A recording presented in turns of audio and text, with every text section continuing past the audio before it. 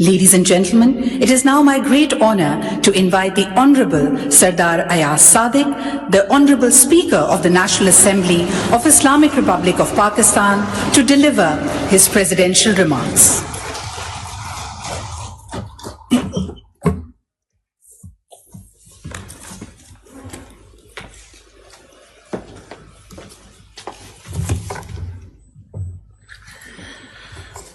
A'udhu billahi minash shaitanir rajeem. Bismillahir Rahmanir Rahim. Honorable Sayyid Awais Qadir Shah Sahab, Speaker Provincial Assembly of Sindh, host and an excellent host, and President of the 7th CP Asia Conference, Honorable Deputy Mr. Ahmed Nizam, Deputy Speaker of the People's Majlis of Maldives and the representative of the Chairperson of the CP Asia Executive Committee, Honorable Rizvi Saleh, Deputy Speaker of Sri Lanka, Honorable Christopher Kalale, Chairperson of the Commonwealth Parliamentary Association's Executive Committee, Honorable Speakers of the Provincial Assemblies of Balochistan, Khyber Pakhtunkhwa, Punjab, Honorable Speakers of the Legislations of Malaysia, Excellency Mr. Sharjeel Inam Memon, Minister for Information, Mass Transit, Province of Sindh, Excellency Mr. Stephen Twing, Secretary General of the CPA, distinguished members of Parliament from over 13 countries, MPs, MNAs, senators, ministers, dignitaries, Assalamu alaikum. Before I read out the standard speech given to me, let me share with you that the Speaker of the National Assembly, the Chairman of the Senate, Speaker of the Provincial Assemblies, and including AJK and Gilgit-Baltistan, we have started meeting regularly. And the reason for that is to work closer for cooperation between our assemblies, for inter-provincial harmony and coordination, for strengthening democracy, and you will be happy to know, in fact surprised to know that we had different rules. The National Assembly, the Senate, and the provincial assemblies have different rules. We have put our heads together, we've taken guidance from the provincial assemblies, and we have come to a point where most of us are now having identical rules in all our assemblies. So that shows, and it's a privilege and honor for me also to meet my honorable colleagues from all provincial assemblies, all political parties. This shows the unity, what Pakistan is all about. This is unity and the strength of this country. It is indeed a privilege to address this esteemed gathering of the Commonwealth parliamentary family, united by a shared commitment to democracy, dignity, and the rule of law. I am particularly delighted to note that the Provincial Assembly of Sindh is hosting this historic event. This is only the second time in the history that we are meeting in this iconic building. The real iconic building is the old one, which witnessed the birth of Pakistan in 1947. Sindh, land of culture and ideas, has long nurtured democratic values. It is no coincidence that in 1946 it elected a woman, as has been said previously, Ms. Jyotibai Tulsadas, as its deputy speaker. This historic land also gave the Muslim world its first democratic elected women leader, the world's youngest Prime Minister, Shaheed Mohtarma Benazir Sahiba, who we all cherish and wish she was here in the Parliament.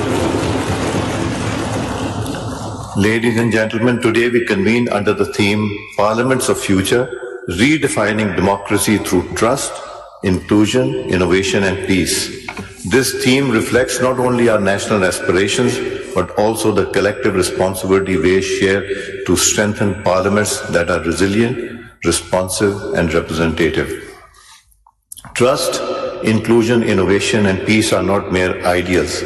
They are the foundational pillars of future ready democracies.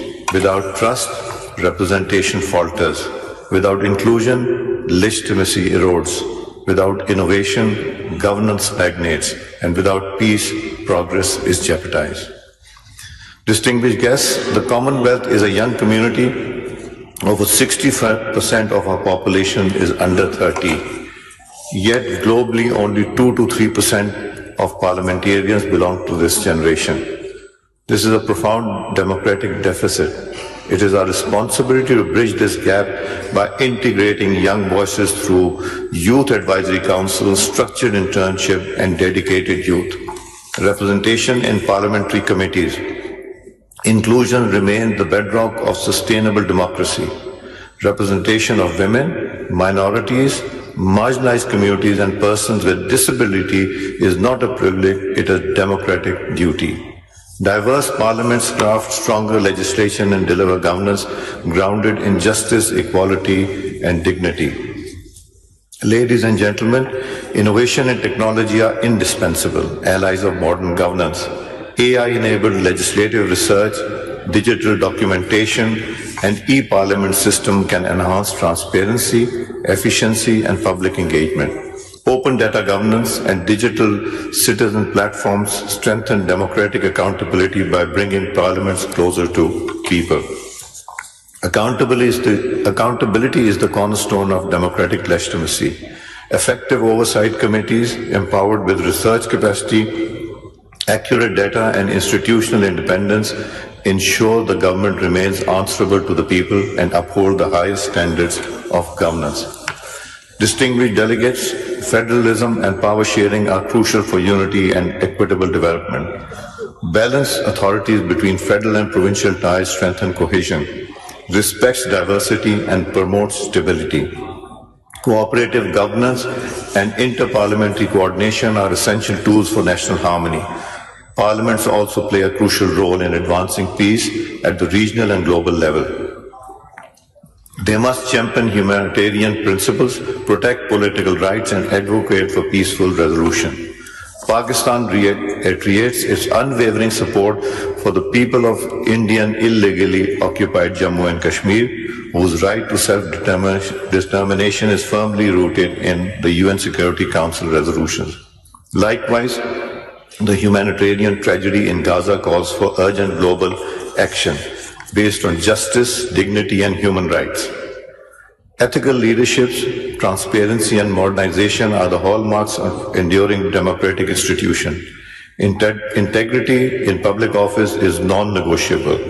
Transparent lawmaking, the active citizen engagement, strengthen trust and reinforces the legitimacy of democratic system. As we look to the future, our parliaments must become more representative, more innovative, and more accountable than ever before. The trust of the people is our greatest democratic asset and must guide every policy, every reform, and every action. Let us move forward together, committed to cooperation, peace, and democratic process.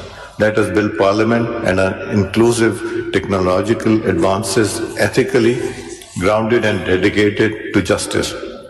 It is not merely our responsibility, it is the legacy we owe to the future generations. I must also please bring to your attention that the most difficult job in Pakistan, I think, is the duty of the speakers. It is either the government criticizing for giving more time to the opposition, or the opposition claiming that they have not been given enough time. So I feel sorry for my honorable colleagues. I don't have such problems as much as most of you do, but I wish you luck and success in that. I thank you all. Pakistan Zindabad. Now, if you allow me, I will like to read out with great pleasure. I declare the 7th CPA Asian Regional Conference open, because it opens after this. Thank you.